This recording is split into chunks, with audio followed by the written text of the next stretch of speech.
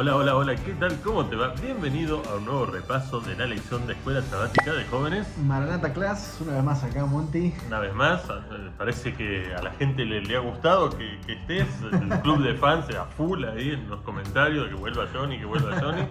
Pero bueno, estamos de nuevo acá con una nueva lección de jóvenes de este libro tan apasionante como es el libro de Juan. Es uno de mis preferidos, o sea, de los cuatro evangelios. También, No voy a decir que es el más lindo, pero es uno de mis preferidos. De hecho, incluso en el momento en que me bauticé, el versículo que yo elegí está en el libro de Juan, en el capítulo 3, un versículo súper conocido que lo hablamos en algún momento. Y la lección de esta semana habla acerca de los capítulos 9 y 10. El capítulo 7, 8, la lección dice, esperemos de que ustedes lo puedan leer, de que lo puedan meditar, pensar, estudiar sin necesidad de que esté dentro de la lección, porque por una cuestión de espacio, de tiempo, no podía entrar. Pero hay algunas cosas interesantes dentro de estos dos capítulos que tal vez no se están viendo. Recordemos, la semana pasada terminamos en el 6, pero una de las cosas interesantes es, había un malestar generalizado, lo empezamos a ver la semana pasada, en contra de Jesús, pero un malestar de los líderes espirituales. Había mucha envidia, había, ¿cómo te diría, no? Hasta esta palabra fea de decirla, pero en la realidad le tenían odio a Jesús, ¿no? Sí. Y cualquier cosa que Jesús hacía o decía, estaban ahí como listos. La Biblia dice, ¿no? Había espías, o sea, complicado el ministerio de Jesús, ¿no? No es tan fácil tal vez como el nuestro, que uno dice, bueno, hace las cosas, tal, pero el ministerio de Jesús realmente tenía mucha dificultad y tenía que tener mucho cuidado, ¿no? Creo que nuestro ministerio no alcanza ni un 5% de las penurias y de todo lo que pasó Jesús, ¿no? Y es interesante porque vos mencionábamos los líderes religiosos, mencionábamos un poco la envidia, mencionábamos un poco este sentimiento tan feo como es el odio. Y en el capítulo 8 Jesús perdona a una mujer pecadora que la Biblia no menciona el nombre, pero sí menciona que era una trampa de los propios líderes religiosos. Estamos casi haciendo una radiografía de cómo eran estos líderes, y que en los capítulos que sí vamos a entrar un poquito más profundo en el día de hoy, también los vuelve a mencionar con algunas... este conflicto o esta confrontación con Jesús creciendo un poco más, y después Jesús en el capítulo 8 habla acerca del mismo como la luz del mundo. Vemos a Jesús, lo veíamos la semana pasada, lo vemos durante todo este trimestre y lo vemos en los escritos de Juan, que realza esto de Jesús humano, pero Jesús divino, ¿no? Entonces, características, funciones, cosas que le pertenecen a Dios, cualidades que le pertenecen a Dios, Juan las destaca y las muestra que estaban en Jesús y en las actividades que Jesús iba desarrollando. Creo que una de las características que se muestran en el ministerio de Jesús es esta ecuación, ¿no? De que el principio de la sabiduría es el temor de Dios, ¿no? Y creo que Dios en su ministerio, Jesús en su ministerio tenía esto tan claro. Nosotros sabemos, ¿no? Por esta historia de la mujer pecadora, que era una trampa, porque lo vemos ya después de miles de años, y Juan nos dice que era una trampa. Pero en ese momento la única forma era realmente ser muy sabio en esta situación, para no meter la pata, como se dice en criollo. Y Jesús, creo que esa constante relación que tiene con Dios, ¿no?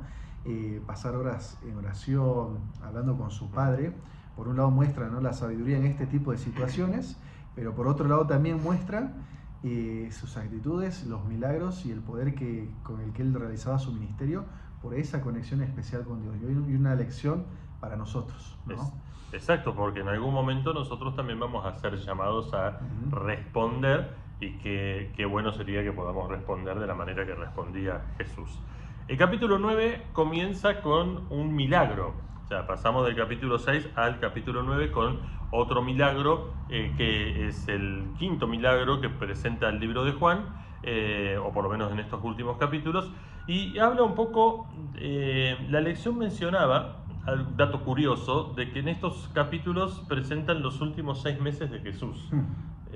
Y son varios los capítulos, ¿no? O sea que va a haber una descripción bastante... Meses intensos. Claro, meses de intensidad, meses intensos de lo que vivió Jesús. Ahora, el capítulo 9 habla de la sanidad de un ciego.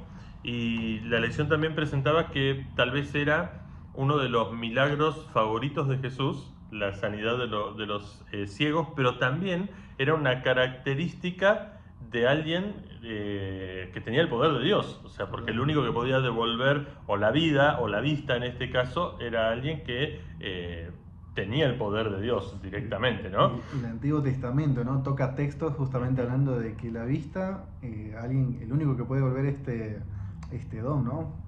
Esta cosa que tenemos nosotros los seres humanos, la vista, es Dios, ¿no? Así es. Entonces, pero también me llama la atención la enseñanza espiritual que nos dejan los milagros de Jesús, ¿no? Porque si por un lado, ¿no? Sanar un ciego, un paralítico, un cojo, un enfermo, alguien con lepra o cualquier otra situación, sabemos que las enfermedades son consecuencias de un mundo de pecado, ¿no?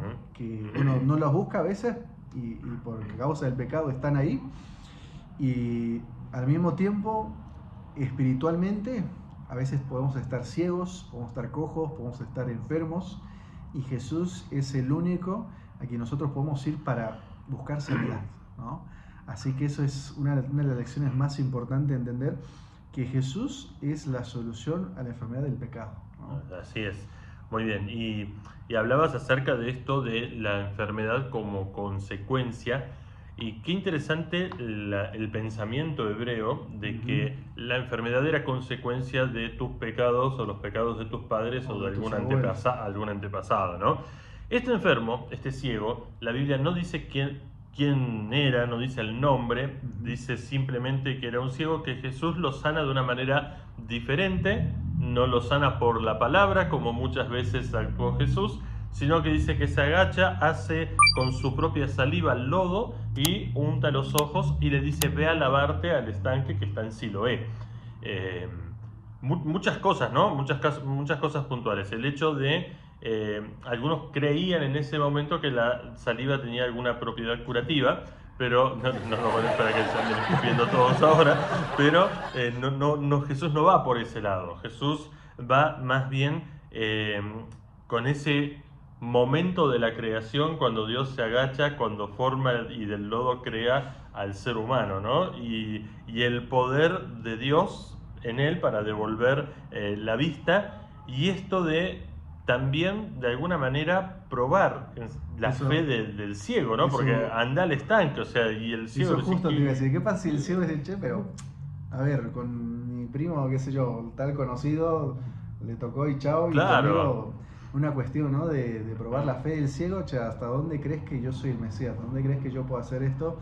Bueno, anda hasta Siloé. Entonces él tenía todavía que hacer un tanteo ahí. No, tenía un caminito todavía que seguir, ¿no?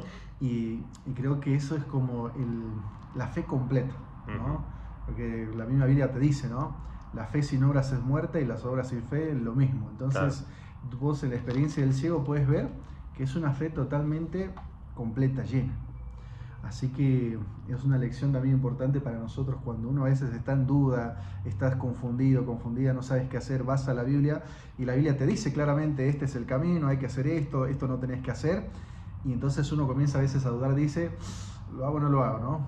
Hay que seguir el consejo de Jesús, porque cuando lo haces va a haber un resultado positivo. Aunque parezca que tengas que seguir un camino más largo de lo que vos pensabas que iba a ser, ¿no? El hecho está, o el por la palabra en este momento era un poquito más extenso. La lección sigue, o la Biblia continúa, estamos acá con nuestras Biblias viendo el desarrollo de estos capítulos, para que nadie nos diga que estamos inventando cosas, estamos con la Biblia. Sí.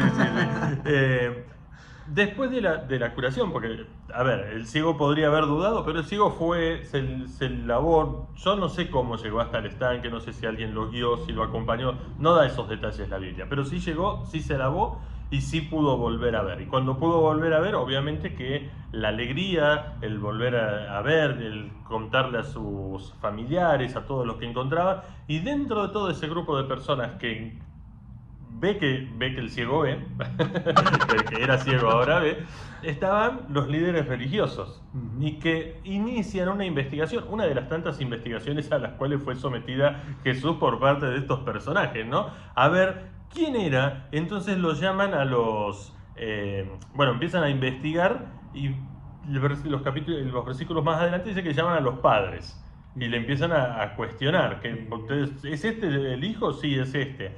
¿Pero este no estaba ciego? Sí, estaba, pero ahora ves. ¿Y quién es? ¿Por qué está? Y el temor de los padres a que los expulsen del templo hizo que no pudieran valorar el gran milagro que Jesús había hecho. Entonces, por temor, les dijeron en un momento, bueno, está bien, a ver, pará, o sea, mi hijo ya es grande, o sea, puede testificar porque es mayor de edad, puede hablar por sí solo, vayan y pregúntenle a él. Lo único que nosotros sabemos es que nuestro hijo estaba ciego y ahora ve. Y también creo que la lección al tocar esta parte, ¿no? de ver los líderes religiosos, su actitud, creo que también es una lección importante para nosotros que puede ser que no estemos ciegos físicamente, pero si vivimos con orgullo, podemos estar ciegos espiritualmente y creo que eso que es mucho peor, ¿no? Así que creo que el orgullo es algo que tenemos que sacar de nuestra vida, porque el orgullo no nos permite avanzar, el orgullo no nos permite ver el panorama completo y creo que nos aleja de Jesús, ¿no? Que es lo que pasó al final con esta historia entre los líderes religiosos con Jesús. En lugar de estar con Él y ayudar en su ministerio, hicieron todo lo contrario, ¿no? Y es algo que no nos tiene que pasar. Así es. De hecho, tenían toda la evidencia para creer en Jesús, para ver lo que Jesús estaba haciendo, que no era algo inventado, que era algo ficticio. Podían verlo, lo tenían ahí, era palpable, lo habían visto un montón de veces. La lección dice, eligieron no ver, ¿no? O sea, y la paradoja, el ciego físico que anhelaba volver a ver, y el que veía y que además tenía la oportunidad de ver lo espiritual y de compartir lo espiritual con los demás, prefirieron ser ciegos espirituales, eligieron ellos ser ciegos espirituales. El otro no se sabe por qué estaba enfermo. Los discípulos le preguntan a Jesús, era por los padres, era por los abuelos, y Jesús lo saca ese pensamiento, dice que no era así, porque claro, como decías hace un rato, vivimos en un mundo de pecado y están las enfermedades. Él no tenía una opción, él nació ciego o estaba ciego, pero ellos sí tuvieron la opción de elegir, y eligieron por su orgullo, nunca mejor definido que como lo planteaste vos, por su orgullo decidieron ser ciegos, no ver, ¿no? Hay un personaje que dice no la ven, ¿no? No la vieron, no la pudieron, o sea, la vieron pero decidieron no verla, que es lo que es peor todavía, ¿no? Y lo más lindo de esta historia, no vieron nada, pero lo más lindo creo que como cierra la historia es que a pesar de eso, cómo Jesús se muestra, ¿no? Y Jesús después se muestra como el buen pastor. Exacto. Y entonces uno entrando al contexto, ¿no? Del pastor, y están, ¿no? Las ovejitas que hacen todo bien, las ovejitas a veces que hacemos las cosas mal, somos un poco más rebeldes, más desobedientes, pero Jesús, como buen pastor, inclusive, ¿no? El deseo de toda la gente dice algo interesante, que Jesús con los líderes religiosos, con los fariseos y todos ellos, nunca quiso como humillarlos, ¿no? Sino claro, que siempre quería de que ellos pudiesen ver la verdad completa, que la pudiesen ver, pero el orgullo realmente era algo que los alejó totalmente, ¿no? Está muy bueno los versículos donde Jesús habla de él como buen pastor. ¿Por qué les habla de pastor? O sea, Jesús siempre utilizó elementos propios del pueblo, que el pueblo pudiera entender, por eso usaba las parábolas. ¿Y quién no sabía lo que hacía un pastor? O sea, ¿quién no tenía conocimiento o entendimiento de la vida del pastor, de lo que hacía el pastor, del trabajo del pastor? En ese momento era una profesión muy conocida, muy habitual. Hoy tal vez uno vive en ciudades, no lo ve mucho, pero claro, cuando salís un poco de las ciudades podés ver, ¿no? Algunos rebaños y te das cuenta que si hay un rebaño, de cerca siempre va a estar el pastor, cuidando, vigilando, mirando, no con el propósito de que las ovejitas hacerle la vida más difícil, sino con el propósito de cuidarla, de protegerla, que no les pase nada, ¿no? Sí. Así que la imagen del pastor creo que es una de las más hermosas que hay en la Biblia. Así es. Y el versículo 14 del capítulo 10 dice: yo soy el buen pastor, conozco a mis ovejas y las ovejas me conocen, y las mías, mis ovejas, me conocen. Así como el Padre me conoce, yo conozco al Padre, y además doy mi vida por las ovejas. O sea, resumiendo su ministerio, resumiendo lo que él iba a hacer, y además planteando tal vez hasta esa diferencia entre el ministerio de los líderes y el ministerio de Jesús. Jesús conocía a sus ovejas y sus ovejas conocían, hay otra versión que dice conocen mi voz, ¿no? Sus ovejas conocían su voz. Qué lindo es saber, porque además, a pesar de que la oveja es el animal más tonto, dice. Sí, más tonto, más distraído, que se va por cualquier lado, hace la suya, como nosotros, ¿no? Como cada uno de nosotros que tenemos bien en claro por dónde ir porque está acá y nosotros decimos, pero allá, y vemos una mariposa por allá y nos vamos para allá. Jesús utiliza esta idea, mostrando este animalito, tal vez el más distraído, el más indefenso, para ponerse en la posición de que Él nos cuida, de que Él nos busca, aun si nosotros estamos perdidos, y de que está dispuesto a dar su vida por nosotros, que de hecho ya lo hizo, ¿no? Jesús entregó su vida por cada uno de nosotros. Y el cierre, el broche de oro a todo esto es esto, ¿no? Yo no sé, o sea, tal vez Jesús, como decir, no los quería humillar, pero, a ver, muchachos, yo soy el buen pastor. Las ovejas me conocen, yo conozco mis ovejas. Es la misma relación que hay entre mi padre y yo. Y yo voy a dar la vida por mis ovejas. ¿Y ustedes en qué están ocupados? Y creo que la forma, ¿no? Como decía otra versión, dice, y reconoce mi voz. Creo que es algo tan básico, algo que ya lo conocemos, lo sabemos, lo repetimos. Es de que la única forma de escuchar la voz de Jesús es a través de su palabra, ¿no? Uno a veces piensa, bueno, tengo que tomar una decisión. La típica, ¿no? Che, me gusta una chica, entonces, pero no es de la iglesia, no es de la iglesia. Voy a conquistarla y cuando la conquiste, ahí voy a darle estudio a la fe de Jesús, conflicto de los siglos, todo, y se va a bautizar, ¿no? Cuando la Biblia te dice, no te unáis en yugo desigual, claro. ¿no? Cuando la voz de Jesús te dice otra cosa, entonces... y uno dice, bueno, voy a orar mucho, voy a orar y Dios tal vez me va a responder de otra forma, pero la respuesta ya está, sí. ¿no? Entonces, las ovejas de Jesús escuchan su voz, y la voz de Jesús es muy clara, muy potente. Así que tenemos que no ser como los líderes que eran orgullosos y querían hacer la suya, sino ser como ovejas que sigamos a este pastor que quiere lo mejor para vos y para mí. Exacto, no hay caminos alternativos, el único camino es Jesús. Jesús mismo dijo, yo soy el camino, la verdad y la vida, y su palabra, su mensaje está en este lugar. Lo dejamos en tu corazón, deseamos que puedas disfrutar de un hermoso repaso de la lección en tu Maranatha Class. Se nos fue un poquito el tiempo en el video, espero que alguien nos mire, a pesar de habernos extendido. No te olvides de dejar tus comentarios, de decirnos de dónde nos estás viendo, para que podamos tener varios nombres para hacer el sorteo. En la descripción estará quien va a recibir algún regalito esta semana. Y bueno, nos vemos la próxima semana en un nuevo repaso de la lección de Escuela Sabática de Jóvenes Maranatha Class. Chau.